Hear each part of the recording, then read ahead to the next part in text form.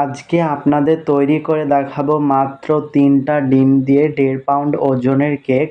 খুবই সহজভাবে কেকটি আমি তৈরি করে দেখাবো গ্যাসের চুলায়। কোনো প্রকার ইলেকট্রিক বিটার ছাড়াই আমি কেকটি তৈরি করে দেখাবো, ওভেন ছাড়াই কেকটি তৈরি করে দেখাবো। একদম পারফেক্টভাবে কেকটি আমি তৈরি করে দেখাবো। সে সাথে থাকছে সুন্দর মতো একটা কেক ডেকোরেশন। তো সবই থাকছে আজকের রেসিপিতে। ভিডিওটি স্কিপ না করে পুরো ভিডিওটি দেখার অনুরোধ রইল। চলুন তাহলে মূল রেসিপিতে চলে যাই। রেসিপিটি তৈরি করার জন্য একটা চালনির মধ্যে নিয়ে নিচ্ছি 1/2 কাপ প্লাস 1/4 কাপ পরিমাণে ময়দা। কেক তৈরি করার ক্ষেত্রে অবশ্যই কিন্তু ময়দা নিতে হবে। এখানে দিয়ে দিচ্ছি 2 টেবিল চামচ গুঁড়ো দুধ। চাইলে গুঁড়ো দুধটা স্কিপ করতে পারেন, এটা স্বাদ বাড়ানোর জন্য ব্যবহার করা হয়েছে। তো এখানে 2.5 টেবিল চামচ দিয়ে দিচ্ছি কর্নফ্লাওয়ার। তো অবশ্যই কর্নফ্লাওয়ারটা ব্যবহার করবেন। তারপরে দিয়ে দিচ্ছি এখানে 1/2 চা চামচ প্লাস 1/4 টিস্পুন পরিমাণে বেকিং পাউডার। তারপরে হচ্ছে 1/2 চা চামচের একটুকু কম দিয়ে দিচ্ছি বেকিং সোডা। সমস্ত শুকনো উপকরণকে খুব ভালো মতো চেলে নেওয়ার পর খুব ভালো মতো কিন্তু মিক্স করে নিতে হবে। খেয়াল রাখতে হবে অবশ্যই শুকনো উপকরণটাকে চেলে নেওয়ার জন্য। তো চেলে নিতে হবে সমস্ত শুকনো উপকরণকে। তারপর হচ্ছে মিক্স করে ঢাকনা দিয়ে ঢেকে একটা সাইডে রেখে দিতে হবে। এদিকে একটা শুকনো মিক্সিং বোলের মধ্যে রুম টেম্পারেচারে থাকা আমি 3টা ডিম ভেঙে নিয়েছি। ডিম 3টা কিন্তু অবশ্যই রুম টেম্পারেচারে হতে হবে। কেক তৈরি করার ক্ষেত্রে যে উপকরণগুলো ব্যবহার করবেন সবই কিন্তু রুম টেম্পারেচারে থাকা নিতে হবে। তো এখানে আমি 3টে ডিমের কুসুম আলাদা করে নিচ্ছি। তো এবার সাদা অংশটাকে বিট করছি। এখানে একটা হ্যান্ড উইক্স নিয়েছি, আপনার চাইলে ইলেকট্রিক বিটারের সাহায্যেও বিট করতে পারেন। আমি হ্যান্ড উইক্সের সাহায্যে কেকটা তৈরি করে দেখাচ্ছি। তো হ্যান্ড উইক্সটাকে এরকমভাবে বাটিটাকে কাট করছি, যে মোলটার মধ্যে আমি ডিমের ফোমটি তৈরি করছি সেই মোলটাকে কাত করে আমি এরকমভাবে বিট করে নিয়েছি। এখানে চিনি ব্যবহার করছি আস্ত দানা। নর্মালি যে বাড়িতে চিনি আনা হয় সেই চিনিটা ব্যবহার করছি, কিন্তু খেয়াল রাখতে হবে চিনির দানাটা যাতে একবারেই ছোট হয়। একবারেই ছোট দানা চিনি আপনাদেরকে ব্যবহার করতে হবে। তো চিনিটা একবারে না দিয়ে অল্প অল্প করে দিয়ে মিক্স করে নিতে হবে। যদি আপনাদের চিনির দানাটা মোটা হয় সেক্ষেত্রে আপনারা ব্লেন্ডারে ব্লেন্ড করে নেবেন, চিনির দানা মোটা ব্যবহার করবেন না। তো একটু ধৈর্য সহকারে ভিডিওটি দেখবেন, আপনার কেক বানানো পুরোপুরি পারফেক্টভাবে শিখে যাবেন। তো আমি কেক বানাতে বানাতে কারেন্ট চলে গেছিলো। আমাদের একটাই বাল্ব আছে, এই বাল্বটা জ্বালিয়ে আমি ভিডিও করছিলাম। তো অবশ্যই একটু কষ্ট করে দেখতে হবে আপনাদেরকে ভিডিওটি, তাহলে আপনারা পারফেক্টভাবে শিখে যাবেন। তো অবশিষ্ট চিনিটা দেওয়ার পর এইরকমভাবে বিট করতে থেকেছি অনবরত। ডিমের ফোমটা দিয়ে দেখবেন একটা দাগ কেটে নেবেন, দাগটা সাথে সাথে না মিলিয়ে গেলে বুঝে নিতে হবে ডিমের ফোমটি পারফেক্ট।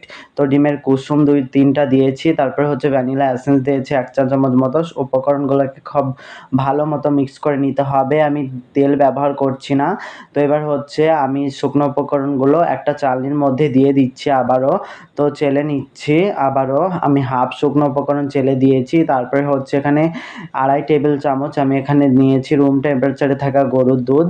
তো গরুর দুধটা অল্প অল্প করে দিচ্ছি শুকনো উপকরণের সাথে এবং মিক্স করে নিচ্ছি। মিক্সটা কিন্তু খুবই আলতোভাবে একদম ফোল্ডিং মেথডে মিক্স করতে হবে, যেটা আপনার ভিডিওটিতে দেখতে পাচ্ছেন। খুবই আলতোভাবে কিন্তু মিক্সটা করে নিতে হবে, এক পাশ দিয়ে ঘুরিয়ে ঘুরিয়ে খুবই আলতোভাবে মিক্স করতে হবে। আমি যে কটা কেকের রেসিপি আপনাদের সাথে শেয়ার করেছি সব ভিডিওটিতেই বলেছি মিক্স করা কিন্তু একটা গুরুত্বপূর্ণ পার্ট কেক তৈরি করার জন্য। তো অবশিষ্ট আমি দুধটাকে দিয়ে দিচ্ছি, দেওয়ার পর শুকনো উপকরণটাকে দিয়ে দিয়েছি। তো দেওয়ার পর খুব ভালো মতো আমি আবারও মিক্স করতে থাকছি খুবই আলতোভাবে। তো মোট আমি শুকনো উপকরণটাকে 2 ধাপে চেলে দিয়েছিলাম। তো আমার শুকনো উপকরণ চেলে দেওয়ার পর মিক্স করে নেওয়া কমপ্লিট। আমি হ্যান্ড উইক্সের সাহায্যে মিক্স করেছি, আপনার চাইলে স্প্যাচুলার সাহায্যেও মিক্স করতে পারেন। তো আমি স্প্যাচুলার সাহায্যে একটু নেড়ে নিচ্ছি। ঠিক এইরকম ব্যাটারের ঘনত্ব বানিয়ে নিতে হবে। আমি এখানে একটা মোল্ড তৈরি করে নিয়েছিলাম। তো আমি এখানে 1.5 পাউন্ডের মোল্ডের মধ্যে লেখালেখি কাগজ বিছিয়ে নিয়েছি সামান্য একটি তেল ব্রাশ করে। তো সেই মোল্ডের মধ্যে সম্পূর্ণ ব্যাটারটি আমি ঢেলে দিলাম। একটা কাঠির সাহায্যে এরকম করে ফ্লাপ করে নিচ্ছি। এই ফ্লাপটা করলে কি হয়, কেকের মধ্যে বড় বড় ছিদ্র হবে না, কেকটা পারফেক্টভাবে বেক হবে, সমানভাবে ফুলবে। তো অবশ্যই এই ফ্লাপটা করে নেবেন। তারপর হচ্ছে আলতোভাবে ট্যাপ করে নিচ্ছি। 3 থেকে 4 বার খুব ভালো মতো ট্যাপ করার পর কেকটাকে আমি বেক করতে চলে আসলাম। তো এখানে একটা জায়গার মধ্যে একটা স্ট্যান্ড দিয়ে ঢাকনা দিয়ে ঢেকে আমি 4 থেকে 5 মিনিট মতো গ্যাসের ফ্লেম লো আঁচে প্রিহিট করে নিয়েছিলাম। সে প্রিহিট করা জায়গার মধ্যে কেকের মোল্ডটাকে বসিয়ে দিয়ে 35 মিনিট মতো কেকটিকে আমি বেক করে নিয়েছি। তো দেখুন কেকটা কতটা পারফেক্টভাবে বেক হয়ে গেছে। আমি কিন্তু কাঠির সাহায্যে চেক করলাম না, আপনারা চেক করে নিতে পারেন। আমি বুঝে গেছি কেকটি পারফেক্টভাবে বেক হয়ে গেছে। আপনারা ওভেনেও কেকটাকে বেক করতে পারেন। 160 ডিগ্রি তাপমাত্রায় আপ ডাউন হিট অন রেখে নিচের তাকে দিয়ে আপনার সময় দিতে পারেন 35 থেকে 40 মিনিট। এর মধ্যে কিন্তু কেকটা হয়ে যাবে, বলার কিছুই নেই। আমার কেকটা কতটা পরিমাণে পারফেক্ট এবং স্পঞ্জি হয়েছে আপনারা দেখেই বুঝতে পারছেন। তো কেকটিকে আমি রুম টেম্পারেচারে রেখে ঠান্ডা করে নিয়েছি। তারপরে হচ্ছে এরকম করে স্লাইসগুলো করে নিয়েছি। তো কেকটাকে আমি ডেকোরেশন করতে চলে আসলাম। কেকের বোর্ডের মধ্যে আমি অল্প একটু ক্রিম দিয়েছি, তারপরে হচ্ছে একটা লেয়ার দিয়ে দিলাম। তো লেয়ারের ওপরে আমি দিয়ে দিচ্ছি সুগার সিরাপ। এখানে আমি 1 কাপ মতো পানির মধ্যে স্বাদ মতো চিনি মিক্স করে এই সুগার সিরাপটি তৈরি করে নিয়েছি। এখানে পরিমাণ মতো দিয়ে দিচ্ছি ক্রিম। ক্রিমের রেসিপি আমি প্রায় ভিডিওটিতে আপনাদের সাথে শেয়ার করি, আজকে আর করলাম না, ভিডিওটি একটু বড় হয়ে গেছে বলে। এই ক্রিমটি আমি কিন্তু হ্যান্ড উইক্স দিয়েও তৈরি করেছি। আপনারা চাইলে এখানে ইলেকট্রিক বিটারের সাহায্যেও ক্রিমটাকে বিট করতে পারেন। তো আমি হ্যান্ড উইক্স দিয়ে আজকে ক্রিমটি তৈরি করেছি, যেহেতু কারেন্ট ছিল না বলে ইলেকট্রিক বিটারের সাহায্যে বিট করতে পারিনি। আমি পরিমাণ মতো ক্রিম দিয়ে দিচ্ছি, আপনারা চাইলে বাড়িয়ে কমিয়ে দিতে পারেন। কেকের অবশিষ্ট লেয়ারটিকেও আমি দিয়ে দিচ্ছি। কেকের তলার লেয়ারটি আমি ওপরে দিই সবসময়, যেটা আপনারা আমার প্রত্যেকটি ভিডিওটিতে দেখতে পারবেন। কেকের লেয়ারটি আমি ওপরে দিই, মানে কেকের তলার লেয়ারটি আমি ওপরে দিয়ে থাকি। তো এবার হচ্ছে আমি ধারগুলোকে একটু সমান করে নেওয়ার পর একটা চ্যাপ্টার সাইজের এরকম নজেলের সাহায্যে আমি পুরো ক্রিম দিয়ে কভার করে নিচ্ছি। আপনারা চাইলে পাইপিং ব্যাগের মুখটাকে চিকন করে কেটে পুরো ক্রিম দিয়ে কভার করে নিতে পারেন। আপনাদের যেভাবে সুবিধা হয় ঠিক সেভাবে করবেন। যেহেতু গরম এবং কারেন্ট চলে গেছে, বাইরে প্রচণ্ড বৃষ্টি হচ্ছে, আমি সেই সময় কেকটি তৈরি করছিলাম। যেহেতু আর্জেন্ট অর্ডার ছিল বলে আর আমি মানা করতে পারিনি। তো আমার অর্ডার নেওয়া ছিল বলে আর আমি মানা করতে পারিনি এই কেকটির। এর অলরেডি অর্ডার দেওয়াই ছিল, তো আমাকে বানাতে হতো এই কেকটি। তো সন্ধেবেলার মধ্যে আমার ডেলিভারি ছিল, কেকটি আমার গ্রামেই নিয়েছিল। তো আমি কেকটি তৈরি করে নিচ্ছি। তো দেখুন আমি ফিনিশিংটা কীভাবে দিতে থাকছি। তো অবশ্যই আপনারা এইভাবে কেকটাকে ফিনিশিং আনবেন, খুবই সহজভাবে কেকটা ফিনিশিং চলে আসবে, যেটা আপনারা দেখতে পাচ্ছেন। তো এইভাবে কেকটা ফিনিশিং আনলে অল্প সময়ের মধ্যে কেকটা ফিনিশিংয়ে চলে আসবে।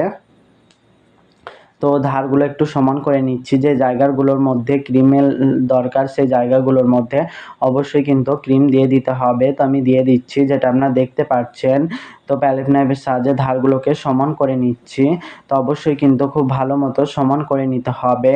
তো ফিনিশিংটা বলে বোঝানোর মতোই কিছুই নেই, আপনাদেরকে দেখে বুঝে নিতে হবে। তো এই রেসিপিটি কেমন লাগলো অবশ্যই কমেন্ট বক্সে জানাবেন। আপনারা কতটা উপকৃত হয়েছেন কমেন্ট বক্সে জানাতে ভুলবেন না। একটু কালার দিয়ে দিচ্ছি, তো আপনার নিজের পছন্দ মতো যে কোনো কালার দিয়ে দিতে পারেন। আমি এখানে পিঙ্ক কালার ব্যবহার করছি, আপনারা চাইলে রেড কালার, হলুদ কালার, এখানে পার্পল কালার ব্যবহার করতে পারেন। তো আমি নিজের পছন্দ মতো কালার দিয়েছি। ধারটাকে একটু কালার স্প্রেড করার পর আমি ওপরটাতেও একটু কালার দিয়ে দিচ্ছি। এটা দেওয়ার পর দেখতে অনেক বেশি সুন্দর লাগবে। তো আমি হ্যান্ড উইক্স দিয়ে ক্রিম তৈরি করেছি অলরেডি, আমি কিছুদিন আগে আপনাদের সাথে শেয়ার করেছি হ্যান্ড উইক্স দিয়ে কীভাবে ক্রিম তৈরি করে। সেটা চাইলে আপনারা দেখে আসতে পারেন, আমার চ্যানেলে দেওয়া আছে। তো অল্প সময়ের মধ্যে দেখুন কেকটা কতটা সুন্দর ফিনিশিং আনা গেল। তো আমাদের কেকটি পারফেক্টভাবে ফিনিশিংয়ে চলে এসছে। এবার হচ্ছে আমি ধারগুলোতে এরকম করে ড্রপ ড্রপ করে কিছু চকলেট গানাশ দিয়ে দিচ্ছি। গানাশেরও রেসিপি আমার চ্যানেলে আপলোড করা আছে, দেখে আসতে পারেন। তো খুব ভালো মতো ড্রপ ড্রপ করে আমি এরকম করে দিয়ে দিচ্ছি। তো দিয়ে দেওয়ার পরে আমি মূল ডেকোরেশনে চলে এসেছি। তো একটা নজেলের সাহায্যে এরকম করে বর্ডার দিয়ে দিচ্ছি। আপনারা চাইলে যে কোনো নজেলের সাহায্যে বর্ডার দিয়ে দিতে পারেন। একটা গিজিমিজি টাইপের নজেলের সাহায্যে আমি বর্ডার দিয়েছি, যেটার নাম্বার লেখা নেই আমি বলতে পারিনি। একটা বাঁকা নজেলের সাহায্যে ওপরের আমি বর্ডারটা টেনে দিচ্ছি, রেড কালার মিক্স করে নিয়েছিলাম ক্রিমের মধ্যে। তো আমি এইরকম করে ওপরের বর্ডারটা দিয়ে দিচ্ছি, দেখতে অনেক বেশি সুন্দর লাগছিল। এখানে কিছু গোলাপ তৈরি করে নিলাম। তো গোলাপগুলো আমি বসিয়ে দিচ্ছি 3টা। আজকে আর গোলাপ তৈরি করা দেখালাম না, প্রত্যেকটি ভিডিওতে আপনাদেরকে গোলাপ তৈরি করে দেখাই। তো আজকে দেখালাম না, কারেন্ট ছিল না এবং ভিডিওটি ভিডিওটি অনেক বড় হয়ে যাচ্ছে বলে আর দেখালাম না। এখানে আমি পাতা তৈরি করে নিচ্ছি, যেটা আপনারা দেখতে পাচ্ছেন। তো কেকটা কেমন লাগলো অবশ্যই কিন্তু কমেন্ট বক্সে আপনারা জানাবেন। তো ভিডিওটি ভালো লাগলে একটা লাইক করে দেবেন। তো এখানে আমি কিছু স্টপার দিয়ে দিচ্ছি, মানে যে আমাকে বলেছিল এখানে B+N হবে, তো আমি এখানে B+N দিয়ে দিচ্ছি। আমি এখানে একটা চকলেট দিয়ে তৈরি করেছি, তো আমি এখানে বসিয়ে দিচ্ছি খুব সাবধানের সহ। আপনার কাজটি সাবধানের সহ করতে পারেন। তো এই কাজগুলো কিন্তু একটু সাবধানের সহ করতে হবে, না হলে ফিনিশিংটা খারাপ হয়ে যাবে। তো দেখতে অনেক খারাপ লাগবে যদি সাবধানের সহ না করা হয়। তো যদি চটজলদি দিয়ে দেবেন, দেখবেন ফিনিশিংটা একটু খারাপ হয়ে যাবে, দেখতে অনেক বেশি বাজে লাগবে কেকটি। এখানে আমি কিছু নানান রকমের স্প্রিঙ্কল ব্যবহার করছি। স্প্রিঙ্কলটা দেওয়ার পর কেকটি অনেক বেশি সুন্দর লাগছিল। তো আমি স্প্রিঙ্কল দিয়েছি নানান রকমের, এখানে গোল্ডেন, হোয়াইট, এখানে নানান কালারের স্প্রিঙ্কল আমি ব্যবহার করছি। আপনার যে কোনো কালারের স্প্রিঙ্কল ব্যবহার করতে পারেন, বাটারফ্লাই ব্যবহার করতেন, স্প্রিঙ্কল নাও ব্যবহার করলে চলবে। কেকটা দেখার সৌন্দর্যের জন্য আমি স্প্রিঙ্কলটি ব্যবহার করেছি। কেকটার লুকটা কেমন লাগলো অবশ্যই জানাবেন, এবং আপনাদেরকে ক্লিয়ার করে কেকটাকে দেখিয়ে দিচ্ছি। এতটুকুই দেখানো সম্ভব হয়েছে ক্লিয়ার করে, যেহেতু কারেন্ট ছিল না, তাও আমি রেসিপিটি আপনাদের সাথে শেয়ার করেছি। কেমন লাগলো অবশ্যই জানাবেন। আজকের মতো এখানেই বিদায় নিচ্ছি। ভালো থাকবেন, সুস্থ থাকবেন। ওকে, বাই।